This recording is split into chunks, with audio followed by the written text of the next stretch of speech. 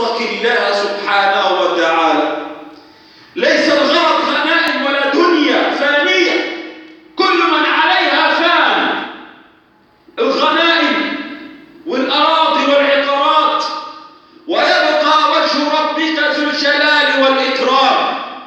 لكن الله سبحانه وتعالى أراد من عباده أن يتقوه، فقال سبحانه وتعالى: فاتقوا الله. اتقوا الله سبحانه وتعالى. وتقوى الله عز وجل هي الخوف من الله سبحانه وتعالى، هو أن تجعل بينك وبين النار حجابا، أو ما بينك وبين غضب الله عز وجل حجابا.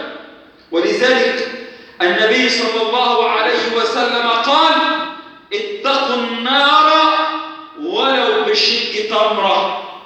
لو كانت تمرة أو نصف تمرة أخرجتها لوجه الله سبحانه وتعالى وبإخلاص، يقيك الله سبحانه وتعالى بها من نار جهنم والعياذ بالله.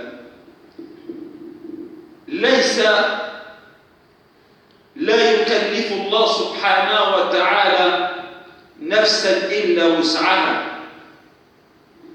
وهذا من التيسير على عباد الله سبحانه وتعالى.